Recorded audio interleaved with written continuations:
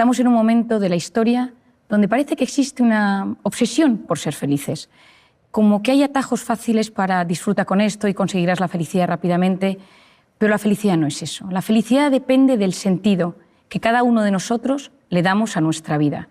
¿Pero qué sucede? Que en una sociedad que ha perdido el sentido, en una sociedad que en muchas ocasiones ha perdido el rumbo, hemos sustituido el sentido de la vida por sensaciones. Esas sensaciones pueden ser masajes, comida, alcohol, redes sociales. No todo tiene por qué ser malo, pero es autodestructivo cuando sustituye el verdadero sentido de la vida. Cada vez se investiga más sobre este sentido de vida. Los japoneses lo denominan Ikigai. Y hoy en día se sabe que cuando existe ese Ikigai, ese sentido que uno le da a las cosas, uno puede tener mejor salud física y psicológica. Incluso mejoran los marcadores cardiovasculares, pero también mejora la felicidad. Cada uno de nosotros, todos los que nos están escuchando, tú y yo, estamos librando una batalla en algún tema de nuestra vida. Todos nosotros estamos sufriendo constantemente por algo.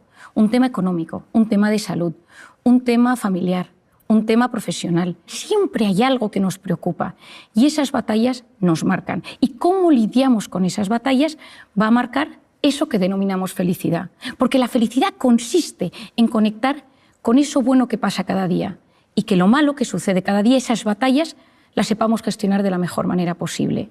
Tiene un matiz con la plenitud. La plenitud es un estado donde yo noto que mis necesidades están cubiertas y no quiero nada más. Por lo tanto, uno puede estar sufriendo mucho, pero ser feliz en ese momento, porque sabe conectar con lo pequeño y bueno que me va sucediendo cada día. Es decir, la felicidad está en conectar con las cosas pequeñas que van surgiendo en el día a día. El mejor antídoto al sufrimiento y al dolor es el amor, es sentirse querido, es sentir que no estás solo.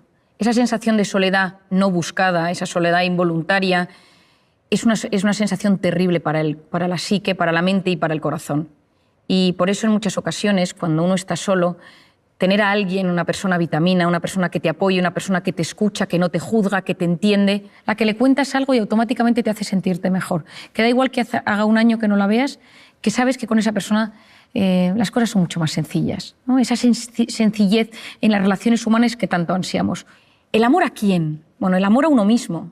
Eso es la autoestima. Quererse de forma sana, no quererse en exceso, que ahí entramos en el narcisismo, ni quererse poco, que entra en los cuadros de inseguridad tan destructivos para la mente humana. Y eso tiene mucho que ver con la voz interior. Todos nosotros tenemos una voz interior que determina cómo va a ser nuestra autoestima y cómo nos vamos a tratar. Lo segundo es el amor de pareja.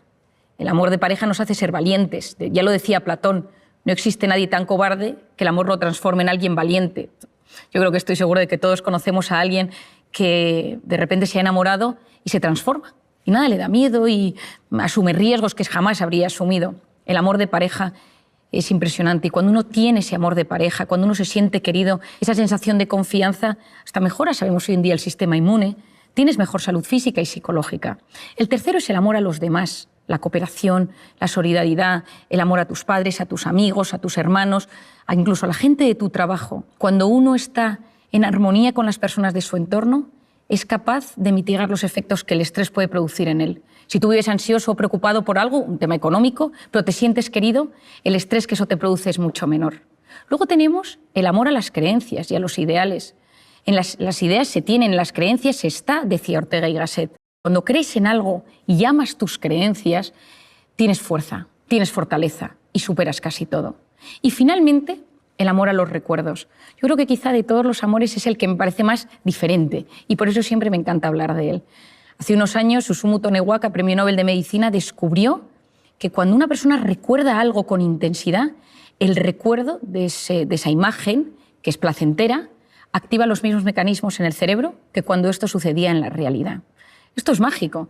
Cuando uno está angustiado, y esto muchas técnicas de relajación, cuando uno trabaja con MDRs o con técnicas que ayudan a mejorar los estados de angustia, el traer a la imagen, atraer a la mente imágenes placenteras, recuerdos de personas donde había amor, donde te sentías querido, donde te sentías agradecido, de repente produce efectos bioquímicos en el propio organismo. Por lo tanto, ese amor, cuando inunda nuestra mente, nuestro organismo, nos ayuda también a ser mejores con los demás, a convertirnos en personas que no juzgamos, que empatizamos, que somos cariñosos, que buscamos intereses comunes. Yo soy muy de decir a la gente que busque intereses comunes con los demás, que pregunte a los demás cómo se siente. Y cuando le ha preguntado cómo se siente, que recuerde esos datos. Porque esto lo he aprendido de mi padre. Mi padre se acuerda de todas las cosas y él lleva en su agenda del teléfono, los teléfonos de todo el mundo, pero al lado tiene puesto: su padre tiene artritis, su mujer tiene un Alzheimer, su hijo ha tenido un fracaso escolar. Y así, cuando alguna vez llama a alguien, siempre busca ese punto en común. Hoy en día vamos tan acelerados con nuestras preocupaciones y nuestros pensamientos que nos cuesta prestar atención a las preocupaciones de los demás. El amor es uno de los mejores antídotos a los momentos malos. Cuando uno conoce, cuando uno entiende todo esto, comprender es aliviar. Y cuando uno comprende por lo que pasa su mente, uno se siente aliviado. Porque si no, lo que sucede es que uno es esclavo de síntomas físicos, psicológicos, y va como perdido por la vida. Y poder llegar a unir la mente y el cuerpo y entender que somos lo que pensamos en muchas ocasiones, que ese pensamiento me lleva a una emoción, que esa emoción tiene su impacto en el cuerpo, me va a ayudar muchísimo para poder desarticular esa intoxicación de cortisol y esos momentos de estrés mantenidos. Bueno, yo una de las cosas que más recomiendo a todo el mundo, a jóvenes, estudiantes, a más mayores, a gente adulta, estés donde estés, trabajes en lo que trabajes, es que tengas unas nociones básicas de cómo funcionas tú como ser individual y cómo funciona la mente humana y el organismo humano en general. Y que hagas como una unión y digas: ah, esto es lo que me pasa a mí. Si tú eres de los que tienes problemas de espalda, tienes que saber que tus momentos de estrés, la espalda es la que te va a mandar señal de aviso. Si de repente eres de los que tienes visión borrosa, o de los que tiendes a tener cambios en la piel, o de los que te cambia el aparato intestinal, o de los que somatizas a nivel neurológico y te tiembla el párpado, o se te duermen las manos, vas a entender mucho mejor el funcionamiento de tu cuerpo y de tu organismo. Lo primero es conciencia de uno mismo. ¿Quién soy yo? ¿Cómo es mi forma de ser? ¿Soy tímido? ¿Soy sensible? ¿Soy impulsivo? ¿Soy obsesivo? ¿Soy perfeccionista? ¿Le doy muchas vueltas a todo? ¿Soy desconfiado? ¿Soy dependiente de la opinión de los demás? ¿Soy inseguro? Y a nivel psicológico, quizás soy de los que tengo ansiedad o ataques de pánico o me pongo triste. Y hacer como un pequeño diagnóstico de uno mismo. Para mí esto es clave. ¿Cuáles son los factores que me estresan? ¿Cuáles son los factores que me ponen en modo alerta? ¿Cuáles son los factores que me meten en el sistema nervioso simpático, en ese cortisol del que hemos hablado? Pueden ser personas, cosas, recuerdos, momentos, circunstancias, pero cuando uno conoce cuáles son sus factores de estrés, vas a ver cómo se transforma tu personalidad ante el estrés. Por ejemplo, el sensible, cuando está bajo un factor de estrés, se convierte en una persona muy vulnerable. Ahora estoy bien, ahora estoy mal, ahora estoy bien, ahora lloro, ahora estoy angustiado, ahora vuelvo a estar bien. El tímido, cuando está bajo factores de estrés, se bloquea. El impulsivo, bajo factores de estrés, es más agresivo. El que le da vueltas a las cosas, bajo factores de estrés, es más obsesivo y entra en pensamientos en bucle. El perfeccionista, cuando está estresado, tiene una sensación de insatisfacción vital, porque nada está a la altura de lo que quiere. Cuando uno se comprende, se siente aliviado. Entonces, cuando me preguntas qué nos puede ayudar, hacer este esquema. Yo a todos mis pacientes les hago este esquema. ¿Cómo eres tú? ¿Cuáles son tus factores de estrés? ¿Y en qué se transforma esto? Cuando entiendes tu cuerpo, cuando entiendes tu personalidad, es mucho más fácil hacer frente. Y luego, otra cosa que yo creo que puede ayudar en este mundo que llevamos es tener vías de escape sanas para esos momentos de estrés. El ejercicio básico, con el ejercicio desmembramos ese cortisol, casi que lo evaporamos del organismo. Cuidado con el ejercicio excesivo, que ahí te pones en modo alerta, pero yo hablo del ejercicio normal y saludable que todos conocemos. También recomiendo la educación de esa voz interior, es decir, cuidado, porque sabemos ya que esa voz interior va a tener un impacto en mi vida, entonces que mi voz interior sirva para apoyarme y no para hundirme, hacer un diagnóstico, cómo me trato yo. Lo tercero es las personas con las que me rodeo, cuidado, que a veces parte del problema es que vivo rodeado de personas que me meten en modo alerta. Cuarto, el ser humano no está diseñado para vivir en el sistema nervioso simpático constantemente. Un poquito me puede ayudar a de repente ser profundamente eficiente, profundamente efectivo, para llegar a las cosas de la mejor manera posible. Pero si lo mantengo en el tiempo, corro el gran riesgo de enfermarme. Por eso lo importante es salir de vez en cuando de ese modo alerta, de ese sistema nervioso simpático, al parasimpático, al de la meditación, el de la relajación, el de la respiración, la conexión con uno mismo, conexión con los demás, conexión con lo grande, con la trascendencia, porque cuando soy capaz de desconectar del modo alerta para conectar con el modo relajación o con el modo parasimpático, recupero a mi organismo, recupero mi mente, recupero mis habilidades, incluso recupero mi sistema inmunológico para volver a hacer frente a los desafíos que me van surgiendo en el día a día. Es decir, la vida no es lo que es. Hay cosas que, lógicamente, son más o menos realistas, pero lo importante es la interpretación que hacemos de lo que nos sucede. Y todos nosotros interpretamos la vida de una y otra manera, dependiendo de una serie de factores. Lo voy a dividir en 3. El primero es el sistema de creencias. Todos nosotros tenemos unas ideas prefijadas sobre cómo debe ser la vida, cómo quiero que me traten, cómo quiero que se gobierne el mundo. Es decir, a nivel ético, a nivel moral, a nivel personal, a nivel económico. Yo quiero vivir en este tipo de casa, yo quiero que mis jefes me traten así, yo quiero que mi pareja me trate de esta manera, yo quiero que mis hijos sean así, yo quiero... O sea, tenemos unas expectativas, unas aspiraciones personales, profesionales, tanto nuestras, de nuestro entorno, pero también de cómo debe ser gestionada la vida. O sea, hay palabras, personas, personajes que, dichos, generan automáticamente una reacción. Y eso es el sistema de creencias. Hasta el más tolerante tiene un sistema de creencias limitante. ¿Por qué?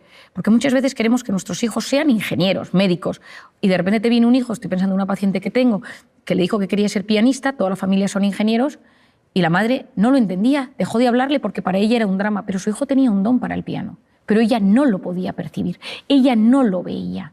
¿Por qué? Porque su sistema de creencias era que todo lo que no fuera ser ingeniero era un problema, porque venían de no sé cuántas generaciones de ingenieros en la familia y el tema del piano le parecía que era una cosa que no tenía ni pies ni cabeza. Muchas veces hay que romper nuestro sistema de creencias. Yo creo que lo más importante es conocerlo. ¿Cuál es el mío? Y todos tenemos un sistema de creencias que hace que las cosas que nos cuenten o que nos sucedan las vamos a interpretar de una u otra manera según ese sistema de creencias. Y es lo más difícil de cambiar. Cuando uno piensa en algún tema de alguna manera, a veces no se puede modificar y es como darse contra un muro. Porque yo puedo tener delante un paciente que noto que es un sistema de creencias limitante, acepta a tu hijo, acepta este tema en ti, acepta tu pasado, acepta que esto pase en tu trabajo. No quiero, me niego. Y muchas veces esa resistencia al cambio es lo que impide que disfrutemos de la vida. Por otro lado tenemos el estado de ánimo. Si uno está contento, la interpretación de las cosas es mucho mayor.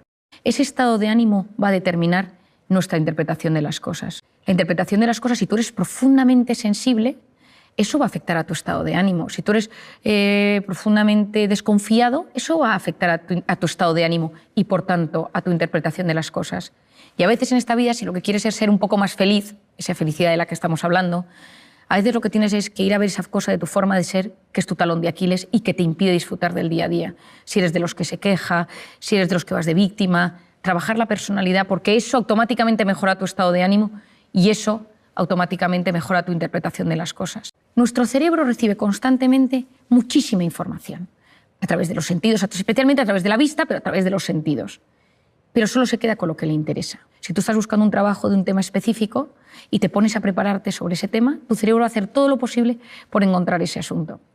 Yo he contado muchas veces una anécdota que me pasó hace unos años cuando, estudiando la carrera, me fui a las Naciones Unidas a un evento, una entrega de premios, y el rector de mi universidad me pidió que buscara a Kofi Annan, entonces el secretario general de las Naciones Unidas. Y yo me empecé a preparar todo tipo de cosas sobre Kofi Annan y por si me lo encontraba para invitarle a mi universidad a un evento que había. Y nunca había Kofi Annan, pero en un momento dado, en pleno evento, fui al baño y me encontré con una señora rubita, de tez muy pálida, y empecé a hablar con ella y le conté varias cosas, le conté cómo funcionaban las Naciones Unidas, los premiados de ese evento al que íbamos, y nada, me despedí de ella. Y el día que volví a Madrid, esta señora estaba en el avión y la fui a saludar. Dije, qué curioso, la señora del baño. Y estaba sentada al lado de un tipo al que me presentó que era Kofi Annan, que era su marido. Y entonces yo muchas veces me pregunté, ¿no? ¿Cómo es posible? Bueno, yo había estudiado a Kofi Annan y probablemente mi mente había captado fotos con su mujer. Y cuando la vi, la distinguí. Es decir, decía Louis Pasteur o decían, bueno, la suerte favorece a la mente preparada. Hay que prepararse, hay que estudiar, hay que saber. Porque el que se prepara, el que estudia, el que sabe, percibe mejor las oportunidades. Una persona con voluntad llega más lejos que una persona inteligente. La voluntad es la capacidad de posponer la recompensa. Y hoy en día estamos en un momento donde lo quiero todo y ahora. Y quiero sentir ahora. Y quiero la gratificación instantánea ahora. Es decir, en vez de que yo lo quiero todo ahora, lo que necesito, yo fortalezco mi voluntad poniéndome pequeños retos. Voy educando mi voluntad y soy capaz de llegar mucho más lejos en la vida. ¿Y eso qué me va a ayudar? Uno, que cuando me aburro y dejo que mi mente se vaya y que vaya y venga y tal, ningún gran descubridor llegó a sus resultados y a sus conclusiones en un momento frenético. Nunca. Uno estaba bajo un árbol y vio caer una manzana, el otro paseaba por los jardines de Atenas, otro... Es decir, en un momento de paseo, de parasimpático, de relax, de repente, clink, salió una idea. En un momento de estrés frenético, no llegas a los grandes temas de la vida. Vas de forma superficial y no profundizas. Es que hay un tema interesantísimo y es que nosotros esculpimos nuestro cerebro en tiempo real según a qué prestamos atención. Por eso, hoy en día, según a lo que prestemos atención y la capacidad que tengamos de concentración, de atención y esa fuerza de voluntad, va a determinar en gran parte nuestra calidad de vida, nuestra calidad intelectual, nuestra calidad cognitiva, de conectar con las personas, con el conocimiento, con la naturaleza, con todo. Por lo tanto, fomentar esto es muy importante. Yo creo que una de las cosas que nos puede ayudar para fortalecer esta concentración, esta capacidad de prestar atención, esta fuerza de voluntad, la primera es aprender a enfocarnos en cosas positivas. Es decir, tomar la decisión, y esto puede ser un ejercicio de clase, un ejercicio personal, decir hoy me voy a fijar en 3 cosas buenas que me sucedan. Y hablar de esas 3 cosas. Basta mirar algo con mucho interés para que se vuelva interesante. Y una cosa que puede ser una cosa muy pequeña, que estás en la calle, te sientas en un banco, ves a alguien pasar, estás en clase, te fijas en un compañero, en la profesora o en el profesor, en algo que te están comentando, y eso lo trabajas y lo hablas y lo piensas y lo meditas e incluso lo escribes, eso te puede ayudar a fortalecer tu atención. Otra cosa es saborear. Saborear desde los sentidos. A veces estamos aturdidos de tanta hiperestimulación. Entonces, de repente, comer algo y decir, esto sabe, ¿no? Y si hay una mezcla, pues esto, aquí hay tomate, aquí hay queso, aquí hay macarrones, aquí hay guisantes. Es decir, ¿a qué saben las comidas? El frenar ese aturdimiento es algo mágico. De repente decir, silencio, ¿qué escucháis? Un coche de bomberos, un coche de policía, una música, una melodía. Eso ayuda a que los sentidos tomen más importancia y yo frene todo para enfocarme en algo particular. Y cuando uno consigue enfocarse en algo particular, está fortaleciendo su capacidad de prestar atención. Y si ya le metes corazón al asunto, ya ni te cuento, ¿no? Es decir, estoy escuchándote y te escucho no solo desde los sentidos, sino también desde el corazón. Es decir, utilizo ese sentimiento, utilizo la compasión, utilizo el alma, utilizo lo bueno, la generosidad, para conectar contigo de la mejor manera posible.